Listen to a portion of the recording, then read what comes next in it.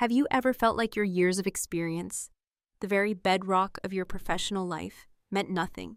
Like you were just a number on a spreadsheet, a line item easily deleted? Like the sum total of your dedication, your loyalty, your late nights, and your sacrificed weekends could be erased with a single dismissive word? My name is Sarah, and that's exactly how I felt the day Mark Jensen, my new boss, a man with a smile as slick and empty as his designer shoes, called me into his glass-walled office.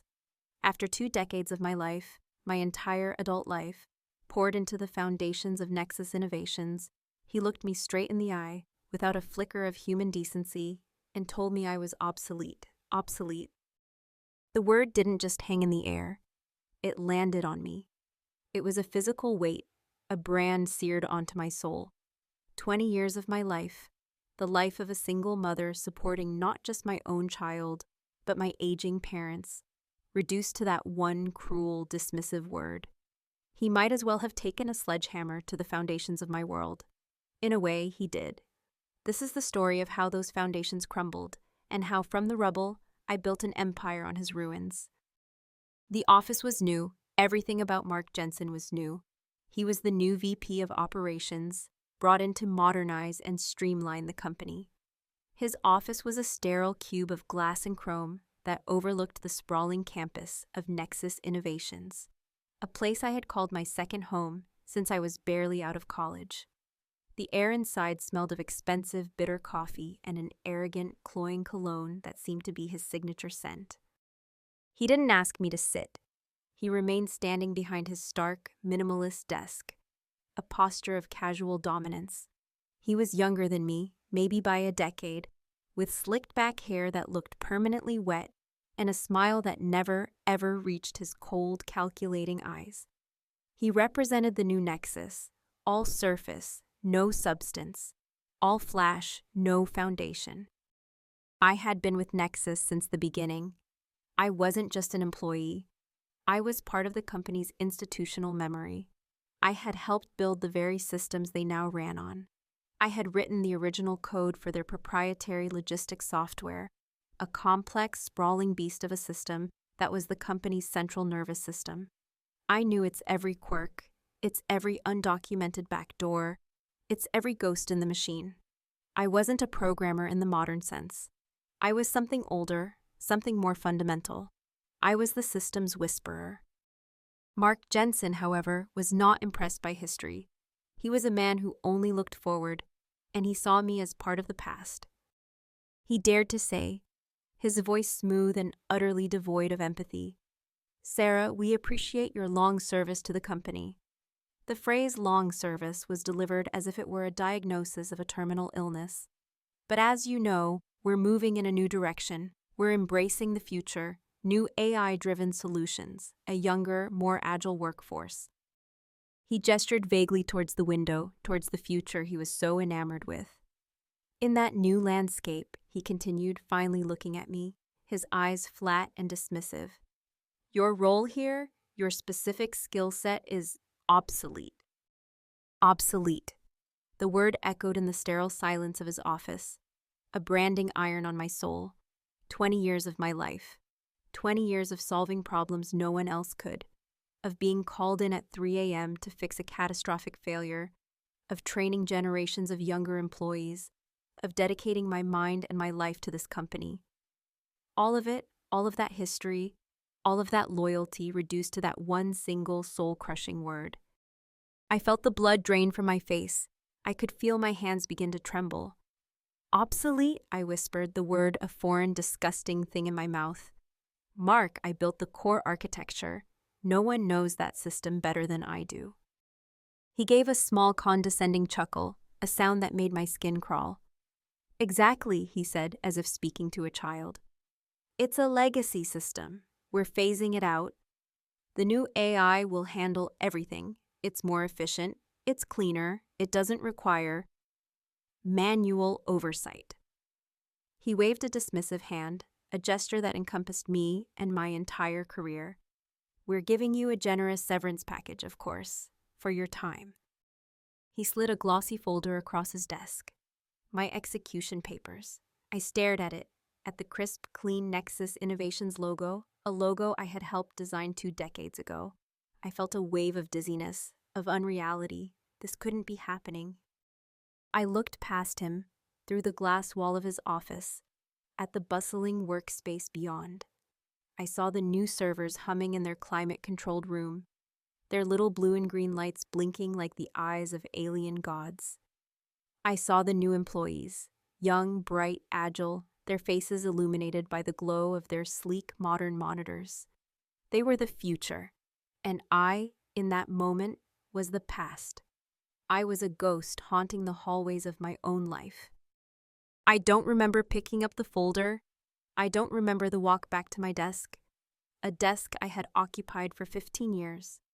I remember the feeling of 100 pairs of eyes on me, the sudden awkward silence that fell over the office as I began to pack my personal belongings into a small, pathetic cardboard box, my coffee mug, a framed picture of my daughter, a small, worn teddy bear that had been my good luck charm, 20 years of a life, reduced to what could fit in a box.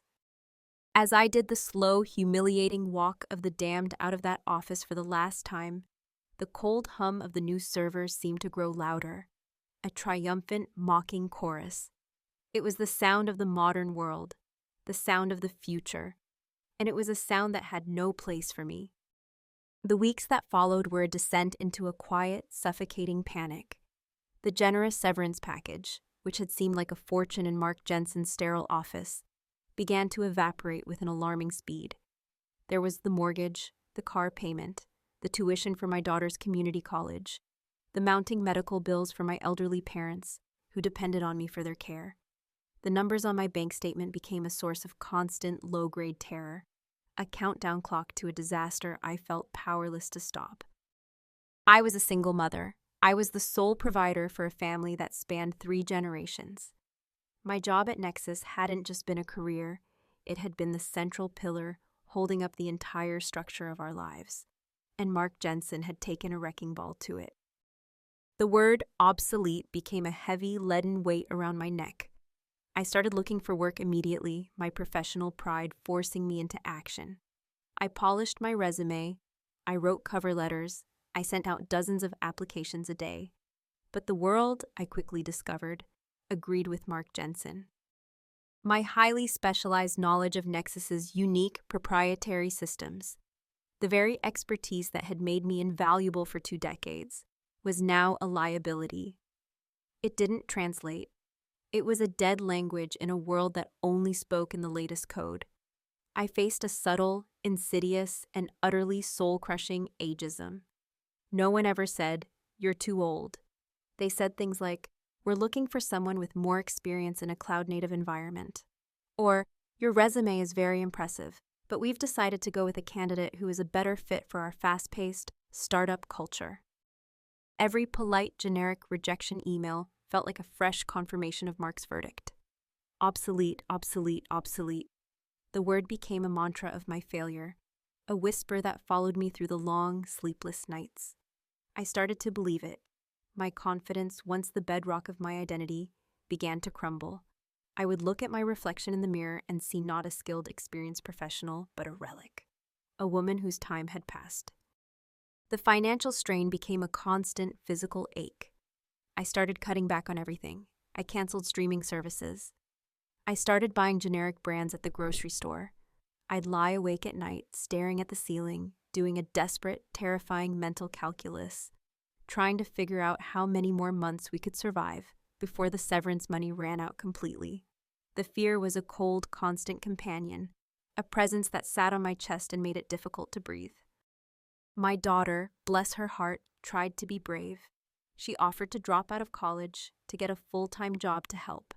I refused, of course, my voice sharper than I intended. The thought of my failure impacting her future was a pain too great to bear. My parents, their faces etched with a worry they tried to hide, would press crumpled $20 bills into my hand when I visited, a gesture of love that was so painful, so humbling, it felt like a physical blow. I was losing myself.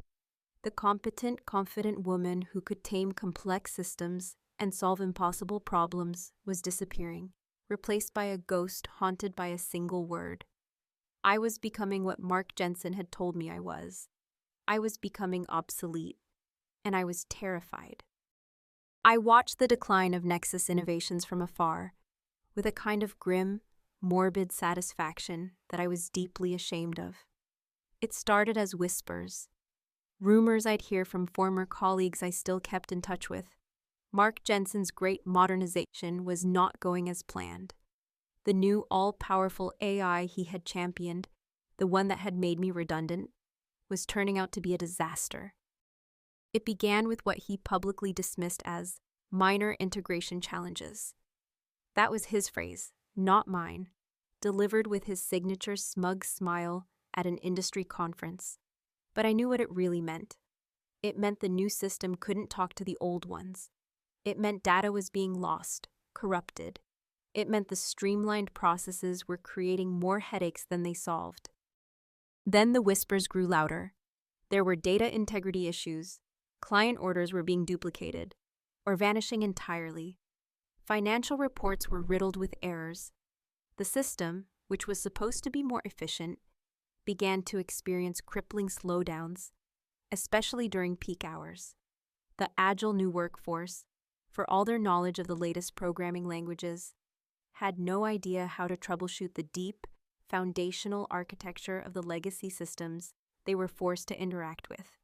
They were like mechanics who knew how to change the oil on a brand new electric car, but were utterly baffled by the inner workings of a classic V8 engine.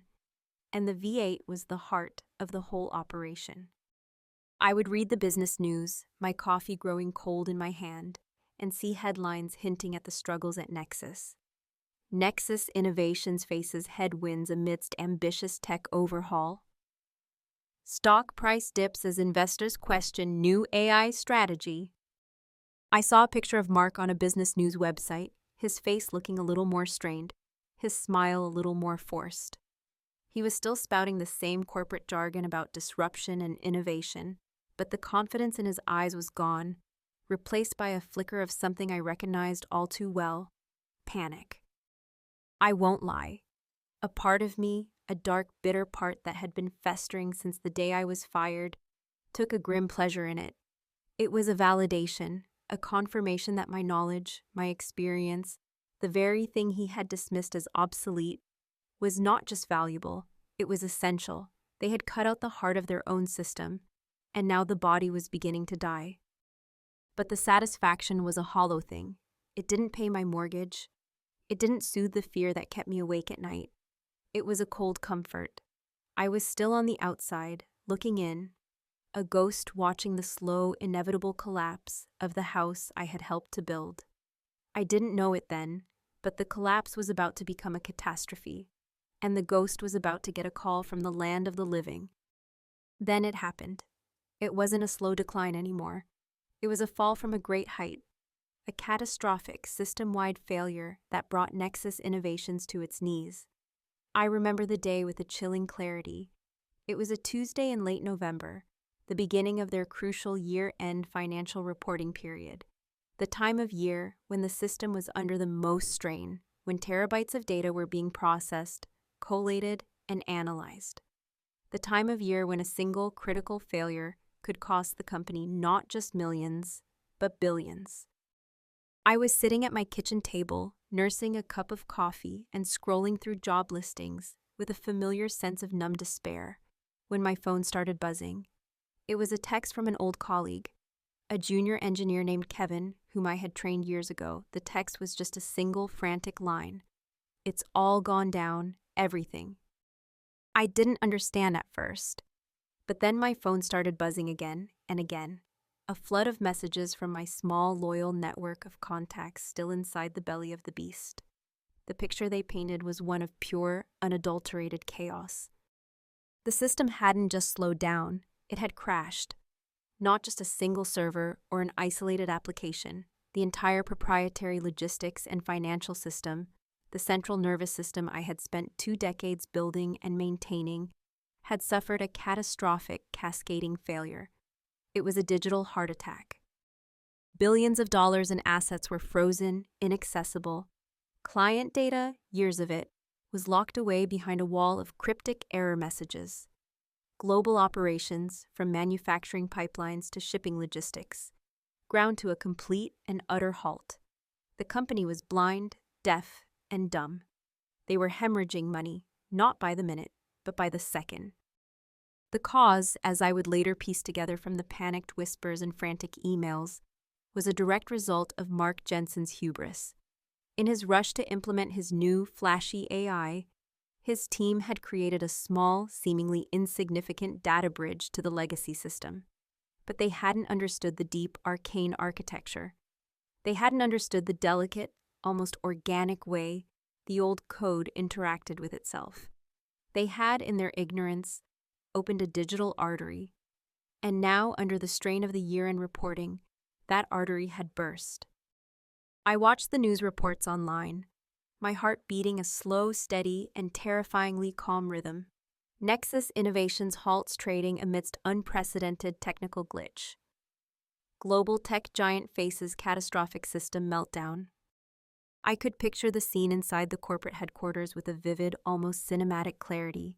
The open-plan office, once a hive of smug productivity, now a scene from a disaster movie. Panicked employees running from desk to desk, phones ringing off the hook with furious clients and terrified investors. And in the center of it all, in his glass-walled office, I pictured Mark Jensen. The slicked-back hair, now probably disheveled, the arrogant smirk replaced by the pale, sweaty mask of sheer terror. He and his modern experts, his agile wonderkins, were completely, utterly stumped. They were staring into the abyss of a system they did not understand, a system whose creator they had dismissed and discarded. The ghosts in the machine, the ghosts I knew by name, had come out to play, and they were tearing the house down. The panic, I heard, had gripped the C-suite. The CEO, a man named Richard Davenport, who I had always known to be a ruthless but pragmatic leader, was in a state of controlled fury. An emergency, all-hands-on-deck video conference was called. Every VP, every department head, every so-called expert was on that call, their faces a gallery of desperation on a giant screen in the main boardroom. They tried everything. They rebooted servers, they ran diagnostics, they brought in outside consultants who charged thousands of dollars an hour, all of whom took one look at the ancient proprietary code and shook their heads. The system was a black box, a language only one person truly spoke. It was Kevin, the junior engineer I had trained, who finally dared to speak my name. He told me later that the silence on the call was absolute, the tension so thick you could taste it. Mark Jensen was trying to bluster his way through, spouting jargon about unforeseen complexities and synergistic misalignments, when Kevin, his voice trembling, unmuted his microphone. He dared to say, there is one person who might be able to fix this. Sarah Miller, she built the original architecture. She knows it better than anyone. I can just imagine the look on Mark Jensen's face, the flash of fury, of humiliation. He scoffed, of course. His voice, dripping with a desperate, last-ditch arrogance, shot back. Sarah Miller, her skill set is obsolete. She hasn't been with the company for months. She can't possibly help. But the desperation in that virtual room was greater than Mark Jensen's ego. The CEO, Richard Davenport, a man watching his company's stock price plummet in real time, a man watching his legacy turn to ash, silenced him. "Is she the one you let go, Mark?" Davenport's voice was reportedly like a shard of ice. "The one you called a legacy cost?" Mark didn't answer. He didn't have to. "Get her on the phone," Davenport commanded. "Now. I don't care what it takes." And so, as I sat in my small, quiet house, the house I was terrified of losing, my phone began to ring. It was an unknown number, a corporate line I didn't recognize. A moment of stillness descended upon me. The panic that had been my constant companion for months evaporated, replaced by profound glacial calm. The fear was gone. The self-doubt was gone. All that was left was a quiet, humming sense of power. It was the feeling of a predator that has been patiently waiting in the tall grass, watching its prey stumble, weaken, and finally fall. I let it ring 3 times. Then, with a hand that was perfectly steady, I answered the call. The voice on the other end was frantic, high-pitched with a panic that was almost comical. It was Mark Jensen's personal assistant. Sarah Miller? Oh, thank God, we need you. There's been an incident. We need you to join an emergency conference call. The CEO wants to speak with you. I held the phone to my ear, a small, knowing smile playing on my lips for the first time in a long time. The ghost was about to speak, and she was about to name her price. I see, I said, my voice calm, cool, and utterly unrecognizable from the trembling, broken woman who had walked out of that office months ago. Put me through. The screen of my laptop flickered to life, and suddenly I was looking at the faces of the most powerful people at Nexus Innovations.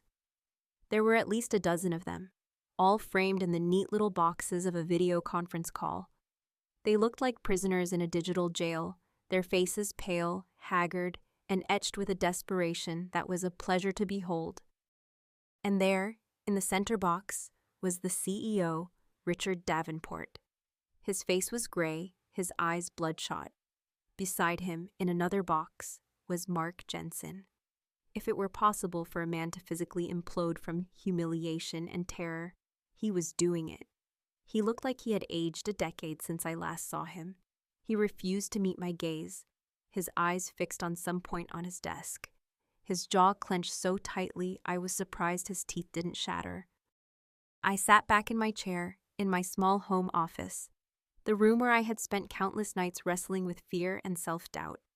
But now this small room felt like the throne room of an empress. I was in control. The power dynamic had not just shifted. It had been completely seismically inverted. Sarah, Richard Davenport began, his voice raspy, stripped of its usual commanding tone. He was stammering. The great Richard Davenport was stammering. Thank you for joining us. As you may have heard, we're in a dire situation, a critical situation. I've seen the news, I said, my voice calm and even. I let a small bead of silence hang in the air. It looks serious. Serious doesn't begin to cover it, he said, running a hand over his face. We're paralyzed. We're bleeding. Sarah, we need your help. We need you to fix this. Name your price. Any fee. We'll pay it. This was the moment. The culmination of all the pain, the humiliation, the sleepless nights. It was a moment of pure, unadulterated power, and I savored it like a fine wine. I could have named a number, a ridiculously large number, and they would have paid it without blinking. But my price was not just about money, it was about justice. It was about retribution. I leaned forward so my face filled the frame of my webcam. I looked directly at the camera, but I was speaking to every single person on that call. Before we proceed, Mr. Davenport, I said, my voice as cold and as sharp as a shard of glass. I believe there was a term used when my employment was terminated. A term used by Mr. Jensen, I believe. I paused, letting the silence stretch, letting the memory of my humiliation fill the virtual room. Something about my expertise being obsolete? The line went dead silent. You could almost hear Mark Jensen's blood run cold. I saw him flinch, a small, almost imperceptible movement. As if my words had been a physical slap. Davenport's eyes widened. A flicker of understanding, of dawning horror in their depths. He knew in that moment that this was not going to be a simple transaction.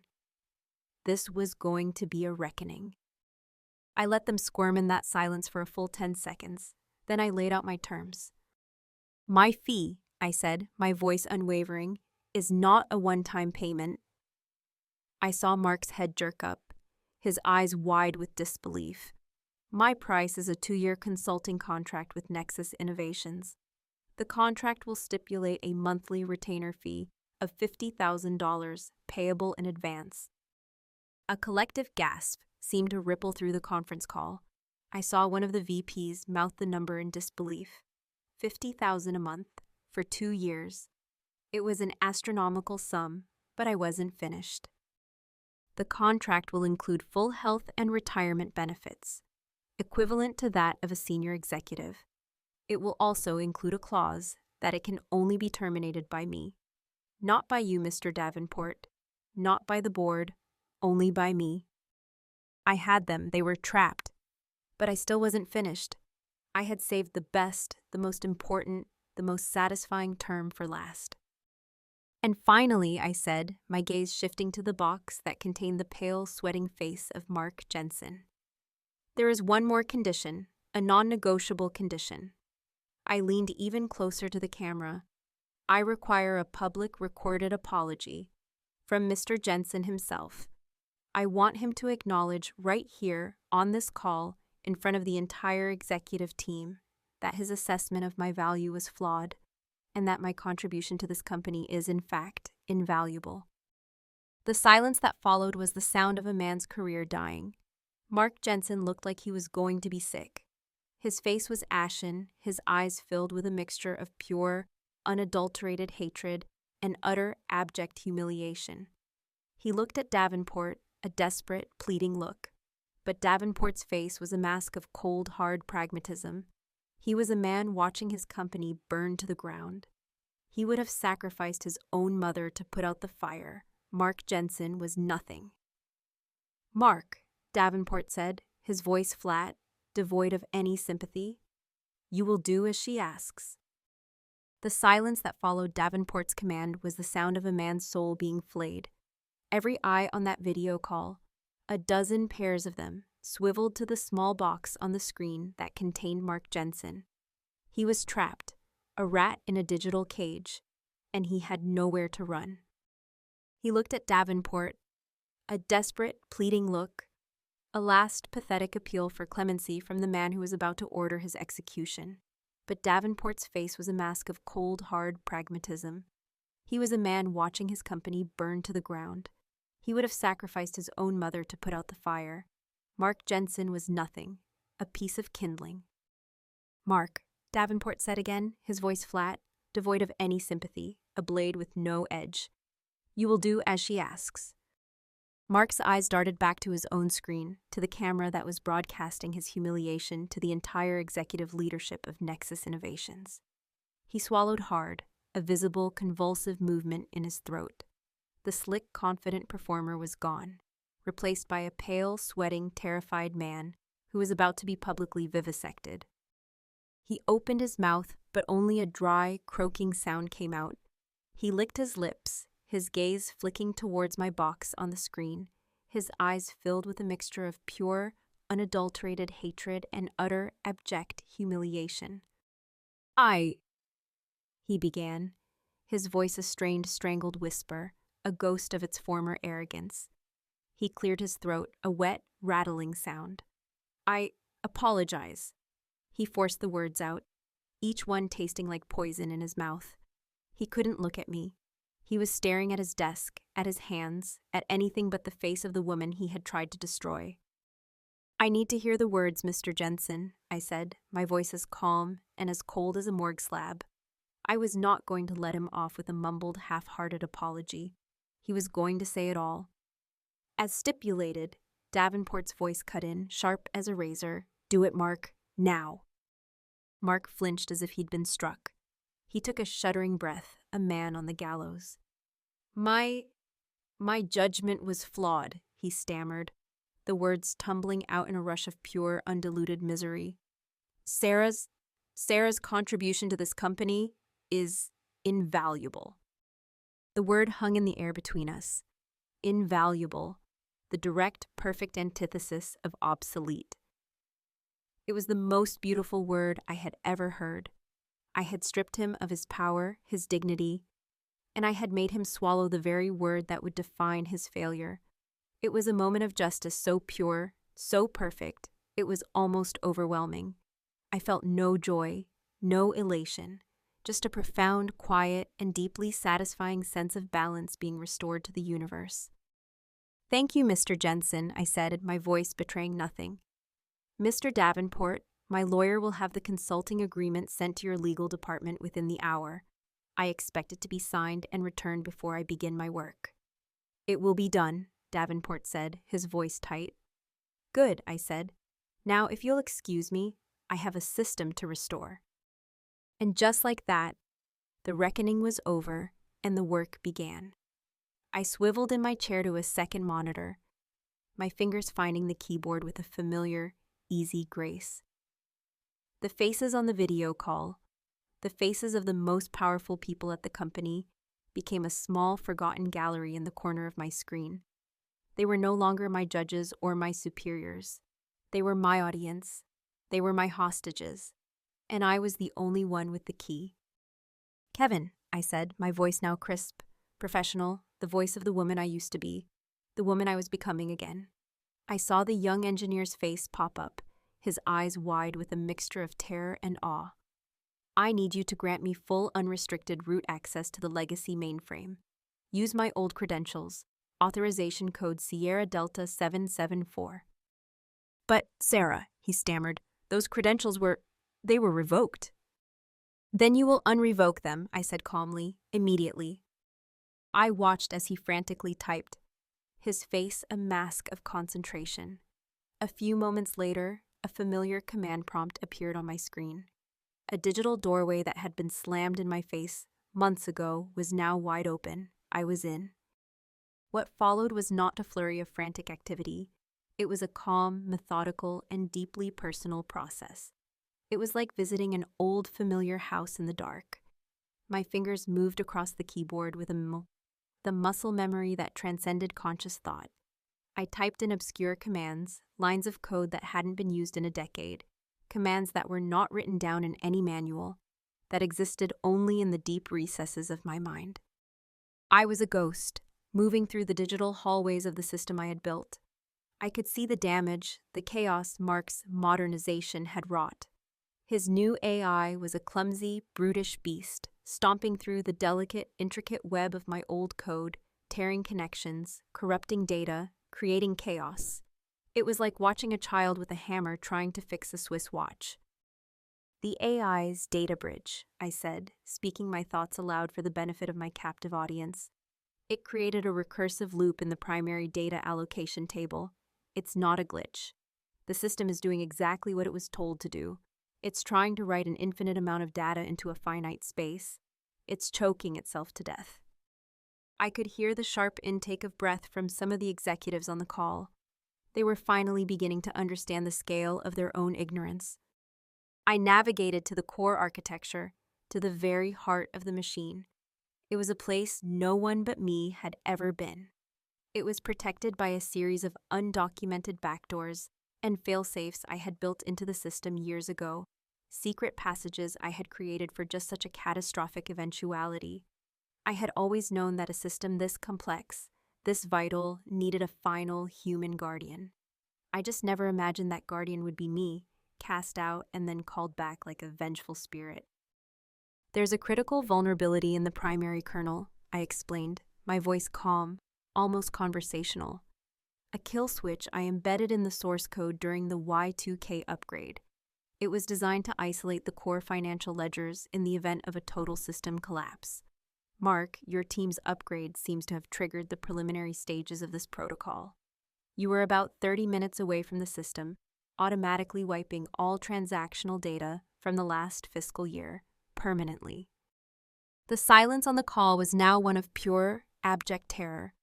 I saw Richard Davenport's face go white. I had not just saved them from a crash. I had saved them from complete and utter annihilation. With a few final, precise keystrokes, I entered the kill switch command sequence. I severed the AI's data bridge. I purged the recursive loop. I rerouted the data streams through a redundant, clean pathway. And then I watched. On my screen and on the giant monitor in their boardroom, the system began to breathe again. The frantic, flashing red error messages disappeared one by one, replaced by the steady, reassuring green of stable connections. The data streams, which had been a chaotic, frozen mess, began to flow again, smoothly, cleanly. The digital heart of Nexus Innovations, which had been in full cardiac arrest, began to beat again, a slow, steady, healthy rhythm. I leaned back in my chair, the sense of quiet, profound satisfaction washing over me. I had done it. I had walked into the heart of the fire, a fire they had created, and I had put it out with my bare hands. "The system is stable," I announced, my voice cutting through the stunned silence of the conference call. The core data is intact. Your financial reporting can proceed. Richard Davenport looked like he was going to weep with relief.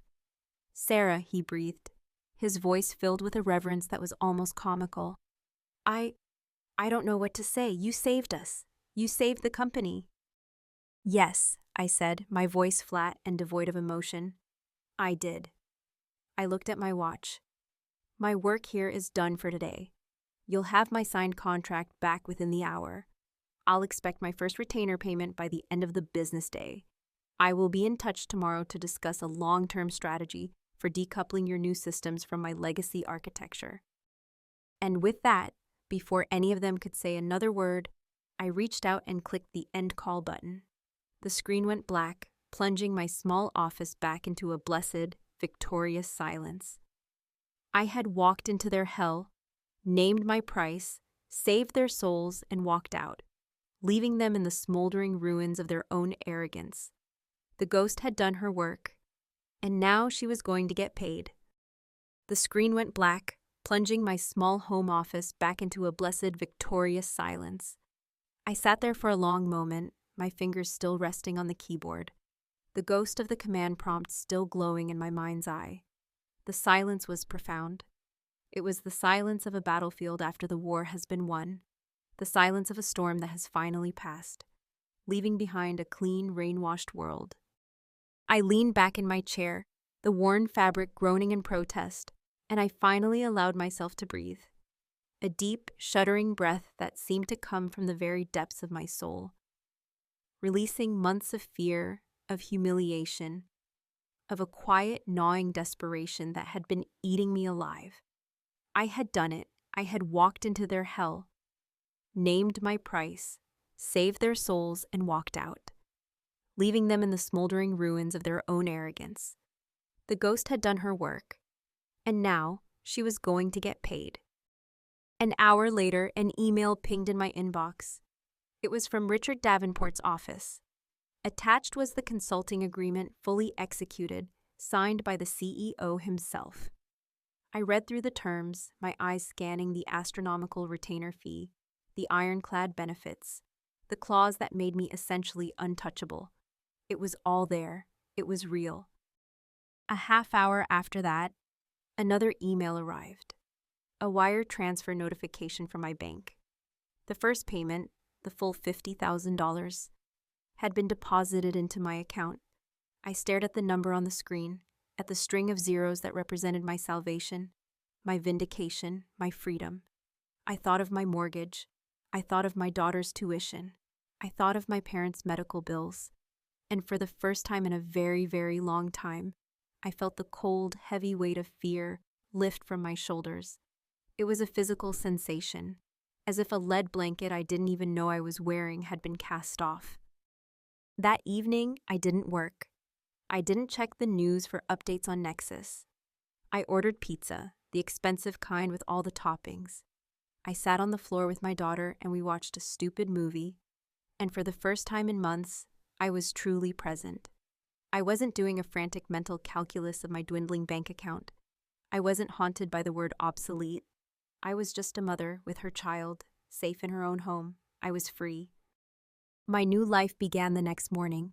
My first official act as an independent consultant to Nexus Innovations was a video call with a hand-picked team of their senior engineers, with Richard Davenport and a humbled, silent Mark Jensen also required to be in attendance. The power dynamic was irrevocably, deliciously altered. I was no longer the supplicant. I was the oracle. I sat in my comfortable home office, a cup of good coffee in my hand, while they gathered in their sterile boardroom, looking up at my face on their giant screen. I laid out the plan for the next 6 months, a systematic, painstaking decoupling of my legacy system from their new, flawed AI. I dictated the terms, the timelines, the resources I would require. There were no arguments. There were no condescending questions. There was only a quiet, respectful, and slightly terrified compliance. Mark Jensen was a ghost at his own funeral. He sat through that entire 2-hour meeting and did not say a single word. He just stared at the table, his face a mask of gray, defeated misery. He had been stripped of all authority over the very project that was supposed to be his crowning achievement. He was forced to sit and listen as the obsolete woman he had fired calmly and expertly cleaned up his catastrophic mess. It was a humiliation more profound, more complete than any firing could ever be. I heard about his official downfall about a month later. Kevin, my old colleague, who was now my primary liaison at Nexus, told me during one of our calls. Mark Jensen had been swiftly, quietly demoted. His grand title of VP of Operations was gone, replaced by some meaningless, face-saving role in strategic outreach. He was a general with no army. A few months after that, he left the company in disgrace, his golden reputation tarnished beyond repair. He had tried to brand me as obsolete, but in the end, it was his own short-sighted, arrogant brand of modernization that had no future. And me, I thrived. The money was life-changing, of course. I paid off my mortgage. I set up a college fund for my daughter that would allow her to go anywhere she wanted. I hired a full-time caregiver for my parents, ensuring they had the best possible care without the constant worry of cost. The fear of financial ruin, which had been the soundtrack to my life for so long, was gone. In its place was a profound sense of peace and security. But it was the respect that truly healed me. My work with Nexus was challenging, but it was on my own terms. I worked from my bright, modern home office, a space I had designed myself. I set my own hours. I was no longer a subordinate to be dismissed, but a highly sought-after, incredibly well-paid expert whose opinion was treated as gospel. My expertise, the very thing that had been deemed worthless, was now my superpower. I became a legend in the industry, the system whisperer who could tame the most complex digital beasts. Other companies came calling, desperate for my help in managing their own legacy systems. I was no longer obsolete.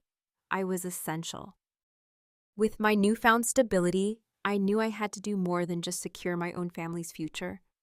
I thought about the woman I had been, the terrified, humiliated woman, staring at a pile of bills, believing the lie that her experience had no value. I never wanted another woman to feel that way. So, I established a scholarship, the Miller Grant for Women in Technology. It wasn't for the young prodigies just out of college. It was specifically for mid-career women, women who had been displaced by technological shifts, women who were told they were obsolete. It provided funding for them to retrain, to reskill, but it also had a mentorship component, emphasizing the enduring value of deep institutional knowledge, of experience, of the wisdom that only comes with time. It was my way of turning the ugliest word I had ever heard into a beacon of hope for others. It was my way of building a legacy, not of code, but of empowerment. So if there's one thing I want you to take away from my story, it's this. Never, ever let anyone tell you that your experience is obsolete. Never let anyone tell you that you are a relic of the past. Your worth isn't defined by a job title, or by the latest fleeting trend, or by the arrogant opinion of some short-sighted boss. It is defined by the unique knowledge you carry, by the problems you have solved, by the dedication you have shown. It is defined by you and you alone. Recognize your own worth, own your narrative, and never, ever let anyone define your value for you. Because sometimes, the very thing they dismiss as obsolete is the one thing they can't survive without. If this story resonated with you, even just a little, please give this video a like and subscribe. It helps more people find it and reminds all of us that we are not alone in these experiences. I'd love to hear your thoughts in the comments below.